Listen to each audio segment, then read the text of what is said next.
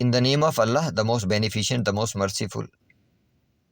ناظرین، آج 19 ماہ رمضان ہے، یہ بابرکت مہینہ جہاں پہ ہمارے لیے رحمتیں اور برکتیں لے کے آیا ہے، وہیں پہ امام جیسی ہستی کے بارے میں تعارف بھی ہمارے سامنے لے کے آیا ہے۔ تو میں نے اس عہدہ امامت کو سمجھنے کے لیے آپ کے سامنے براہ راست قرآن کریم رکھنا ہے، کیونکہ آپ اللہ تعالیٰ کی وہ صاحب عزت مخلوق ہیں جس کو ذات نے شعور عطا فرمایا ہے۔ یہ آیات براہ راست آپ کے سامنے رکھنے کا مطلب یہی ہے کہ ہو سکتا ہے آپ مجھ سے زیادہ بہتر انداز میں سمجھ پائیں ان چیزوں کو۔ میں نے فقط اشارتاً آپ کو انڈیکیٹ کرنا ہے، باقی آپ مجھ سے بہتر انداز میں سمجھ سکتے ہیں۔ آج کی پہلی ویڈیو کے لیے میں نے سورہ بنی اسرائیل کی ورس نمبر 70 سے آن ورڈ کچھ آیات کو منتخب کیا ہے۔ سورہ بنی اسرائیل جو کہ 17واں سورہ ہے قرآن کریم کا، اس کی آیت نمبر 70 میں اللہ تعالیٰ فرماتے ہیں کہ اعوذ باللہ من الشیطان الرجیم بسم اللہ الرحمن الرحیم وَلَقَدْ كَرَّمْنَا بَنِي آدَمَ، پہلا پوائنٹ، اور بتحقیق ہم نے بنی آدم کو مکرم قرار دیا، صاحب عزت مخلوق قرار دیا ہے۔ وَحَمَلْنَاهُمْ فِي الْبَرِّ وَالْبَحْرِ، یہ دوسرا پوائنٹ اس ذات نے بتایا، اور ہم نے اسے بر اور بحر میں سوار کیا۔ یعنی آپ دیکھتے ہیں کوئی جانور ایسا نہیں ہے جس نے کوئی سواری بنائی ہو اور اس کو ڈرائیو کر کے جا رہا ہو، کوئی پرندہ ایسا نہیں ہے جس نے کوئی سواری بنائی ہو اور اس کو اڑا کے جا رہا ہو یا ڈرائیو کر کے جا رہا ہو۔ یہ فضیلت جو ہے، یہ کرم جو ہے خدا کا، یہ بنی آدم پہ ہے۔ اس کے علاوہ تیسرا پوائنٹ اس ذات نے بتایا وَرَزَقْنَاهُ مِنَ الطَّيِّبَاتِ، اور ہم نے اسے طیبات میں سے رزق عطا فرمایا، پاک رزق عطا فرمایا۔ اس کو اگر آپ کمپیئر کرتے ہیں جانوروں کے ساتھ، جانوروں کو کھاتا ہوا دیکھیں، ان کے رزق کو دیکھیں، اور پھر اپنا کھانے کا انداز اور اپنے رزق کو دیکھیں، تو آپ کو یقین آئے گا کہ اللہ تعالیٰ نے آپ کو واقعی پاکیزہ رزق عطا فرمایا ہے اور بہترین انداز میں۔ یا پرندوں کو بھی اگر دیکھتے ہیں آپ، ان کا کھانے کا انداز ہے یا ان کا رزق ہے، اگر آپ کمپیئر کریں اپنے رزق کے ساتھ تو آپ کو واضح طور پہ نظر آئے گا۔ اس کے بعد اس ذات نے فرمایا ہے کہ وَفَضَّلْنَاهُمْ عَلَىٰ كَثِيرٍ مِّمَّنْ خَلَقْنَا تَفْضِيلًا، اور ہم نے جنہیں خلق فرمایا ہے ان میں سے اکثریت پر ہم نے انسان کو ایسی فضیلت عطا فرمائی ہے جو واقعی میں فضیلت ہے، جو حق ہے فضیلت کا۔ یعنی اکثر مخلوقات میں سے انسان افضل ترین مخلوق ہے۔ اپنی یہ فیور بتانے کے بعد اس ذات نے اگلی آیت میں فرمایا کہ یوم ندعو کل اناس بامامہم، کہ ایک دن میں تمہیں یعنی ہر انسان کو اپنے امام کے ساتھ بلاؤں گا۔ جہاں پہ امپورٹنس دیکھیں، اوپر والی آیت میں اللہ تعالیٰ نے فرمایا کہ میں نے تجھے عزت عطا کی، تجھے سواریاں عطا کیں، تجھے طیب رزق عطا فرمایا اور تجھے فضیلت عطا فرمائی اکثر مخلوقات پر، اور پھر میں تجھے ایک دن اپنی بارگاہ میں بلاؤں گا تیرے امام کے ساتھ۔ یعنی امام اتنا امپورٹنٹ عہدہ ہے۔ اور پھر فرمایا کہ جس کو کتاب جو ہے اس کے دائیں ہاتھ میں دے دی گئی، فَأُولَٰئِکَ یَقْرَؤُونَ کِتَابَهُمْ وَلَا یُظْلَمُونَ فَتِیلًا، تو جس کو کتاب جو ہے اس کے دائیں ہاتھ میں دے دی گئی وہ اس کو خوش ہو کے پڑھے گا اور اس پہ ذرا برابر بھی ظلم نہیں کیا جائے گا۔ اب ان آیات کا پیٹرن دیکھیں اور اس کو سمجھنے کی کوشش کریں۔ فضیلت، اس کے بعد امامت کی امپورٹنس، اس کے بعد کیا فرمایا وَمَنْ كَانَ فِي هَٰذِهِ أَعْمَىٰ، جو اس معاملے میں، امامت کے معاملے میں اندھا ہو گیا، اس دنیا میں اندھا ہو گیا، فَهُوَ فِي الْآخِرَةِ أَعْمَىٰ، تو وہ آخرت میں بھی اندھا ہوگا، وَأَضَلُّ سَبِيلًا، اور وہ گمراہ بھی ہوگا سیدھی راہ سے۔ یعنی اس کا ٹھکانہ کیا ہے؟ جہنم ہے۔ گمراہ ہو جائے گا جو اپنے امام کو نہیں سمجھے گا، اپنے امام کو نہیں پہچانے گا، اس معاملے میں اندھا ہو گیا تو وہ آخرت میں بھی اندھا ہوگا اور گمراہ ہوگا۔ اس کے بعد اگلی آیت میں یہ امامت کے حوالے سے امپارٹنس دیکھیں۔ اگلی آیت میں ذات نے فرمایا ہے کہ وَإِنْ كَادُوا لَيَفْتِنُونَكَ عَنِ الَّذِي، اور ان کا مقصد اور کچھ نہیں تھا کہ تجھے اس چیز سے ہٹا دیں، کس چیز سے؟ عَنِ الَّذِي أَوْحَيْنَا إِلَيْكَ، کہ جو ہم نے آپ کی طرف وحی فرمائی ہے۔ ذکر کس کا آ رہا ہے اوپر سے؟ عہدہ امامت کا، اس کی اہمیت بتائی گئی، اور پھر اب عہدہ امامت کے حوالے سے نبی پہ کیا گزر رہی ہے، نبی کی ذات پہ کیا پریشر ہے، اس حوالے سے اللہ تعالی ہمیں بتا رہے ہیں کہ یہ اور کچھ نہیں چاہتے تھے مگر یہ کہ آپ کی طرف جو ہم نے وحی کی ہے اسے آپ کو ہٹا دیں، اس سے آپ کو یعنی آپ کوئی اور چیز اپنی طرف سے گھاڑ کے ہماری طرف منسوب کر دیں۔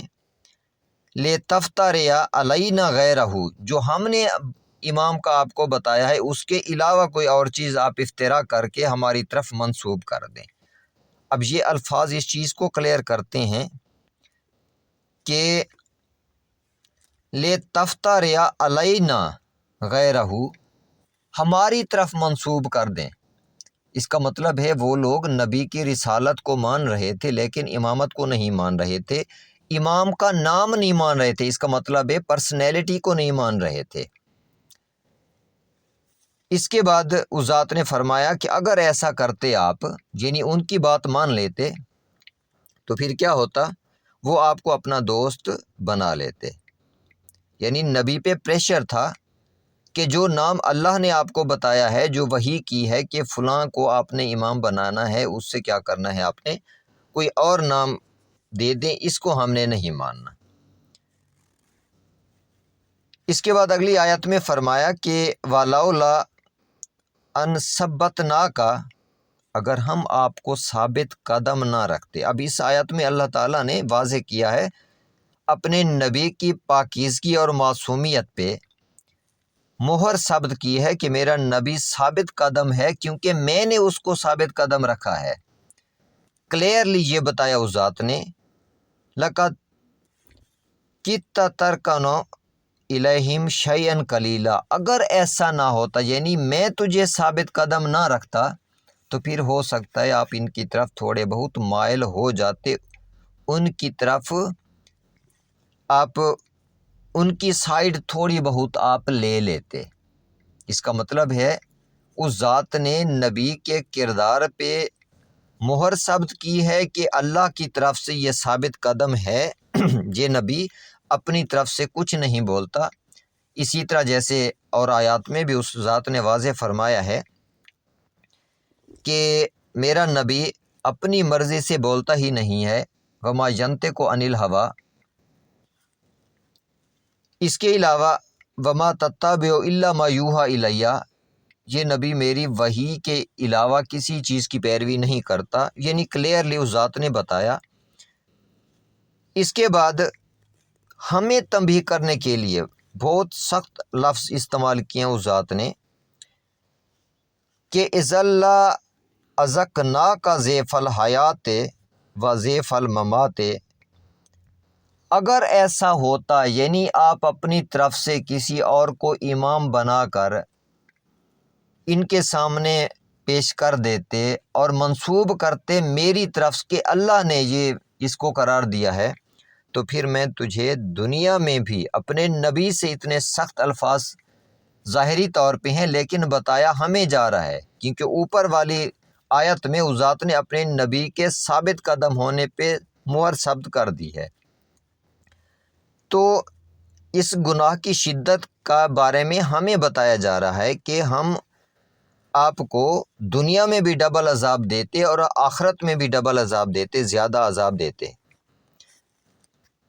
پھر آپ ہماری طرف سے کوئی نصرت کرنے والا نصیر بھی نہ پاتے اگر آپ ایسا کرتے تو۔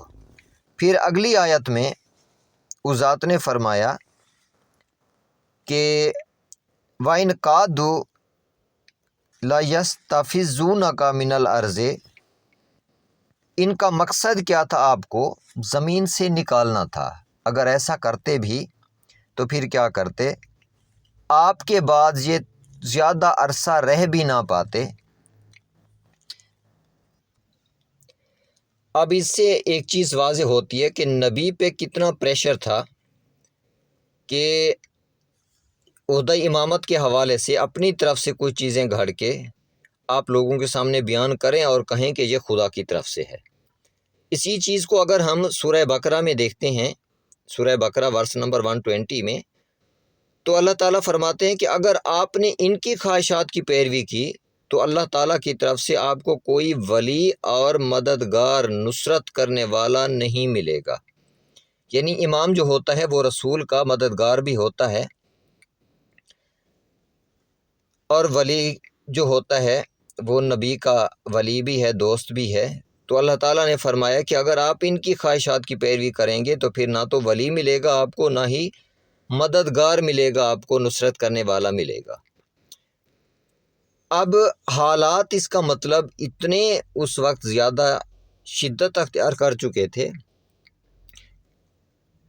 کہ جس کو اللہ تعالیٰ نے سورہ المائدہ ورس نمبر 67 میں بھی بیان فرمایا ہے کہ اگر یہ پیغام آپ نے نہ پہنچایا تو گویا آپ نے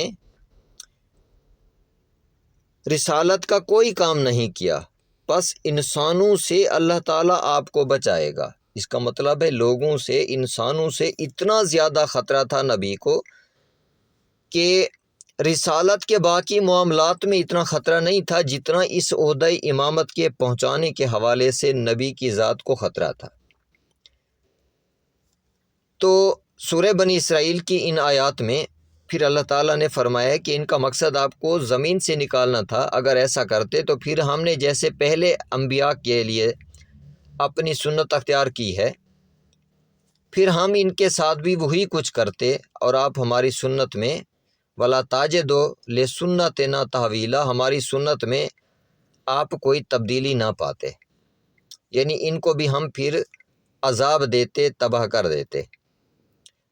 اس کے بعد اپنے نبی سے حکم ہے کہ دیکھو نماز کو قائم کرو، اقیم الصلاۃ لدلوک الشمس سے، سورج کے ڈھلنے کے بعد، ڈھلنے کے وقت کیا کرنا ہے آپ نے؟ نماز، یعنی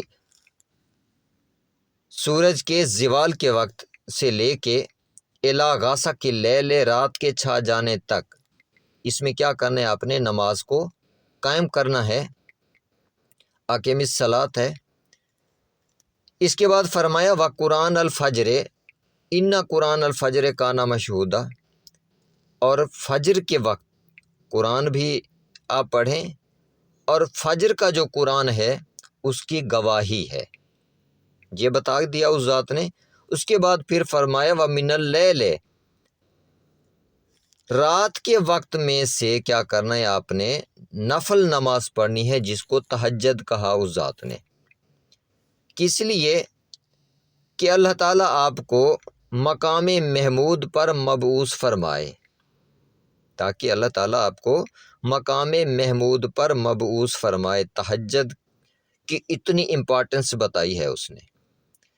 اس کے بعد اگلی آیت میں یعنی ایک پیٹرن آ رہا ہے، ترتیب آ رہی ہے کہ ان لوگوں سے نہ ڈرو، مجھ سے ڈرو، میرا یہ پیغام آپ نے انسانیت تک پہنچانا ہے۔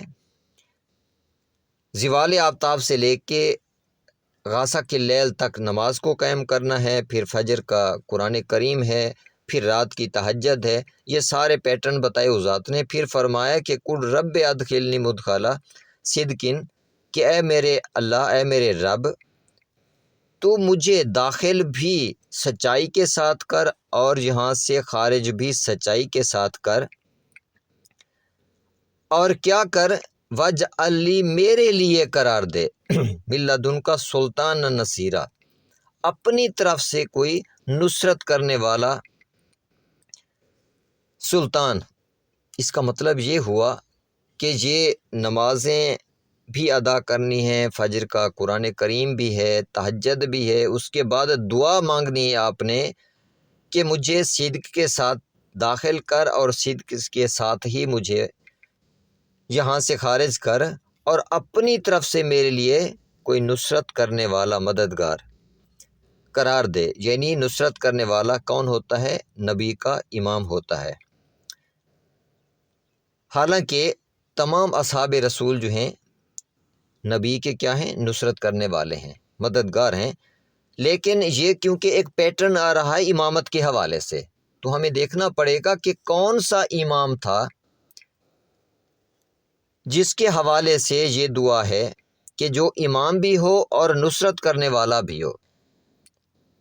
تو اصحاب رسول میں سے امام جو تھے وہ حضرت علی علیہ السلام تھے، اور ساتھ ساتھ نصرت کرنے والے بھی تھے، ہر جنگ میں ساتھ رہے، ہر معاملے میں ساتھ رہے، ایون ان کی یعنی تربیت بھی مولا رسول خدا نے خود ہی کی۔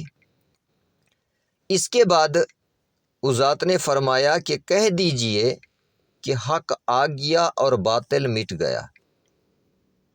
اب یہ بڑی امپورٹنٹ بات ہے کہ حق آ گیا اور باطل مٹ گیا۔ پیٹرن آ رہا ہے امامت کا،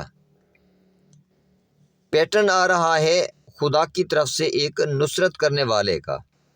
پھر فرمایا کہ حق آ گیا اور باطل مٹ گیا، اور باطل تو تھا ہی مٹنے کے لیے۔ اور ہم نے اس قرآن میں وہ نازل فرمایا ہے جو شفا بھی ہے اور رحمت بھی ہے، کس کے لیے؟ مومنین کے لیے۔ لیکن یہ چیز ظالموں کے لیے خسارے میں اضافے کے علاوہ کچھ نہیں ہے۔ یہ چیز یعنی کہ یہ حقیقت، یہ امامت جو ہے، یہ شفا اور رحمت ہے جو قرآن کریم میں بیان کی گئی ہے، کس کے لیے؟ مومنین کے لیے۔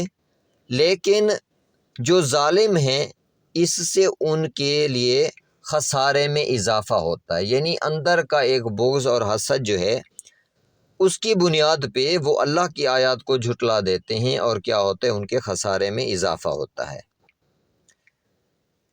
تو آگے کی آیت میں اس ذات نے واضح کیا ہے کہ ہر انسان اپنی شاکلہ کے مطابق ہی عمل کرتا ہے، تو اس لیے میں بھی آپ پہ ہی یہ سب کچھ چھوڑتا ہوں۔ آپ نے خود سوچنا ہے، خود غور کرنا ہے کہ اللہ تعالیٰ کا مقصد کیا تھا اس سے،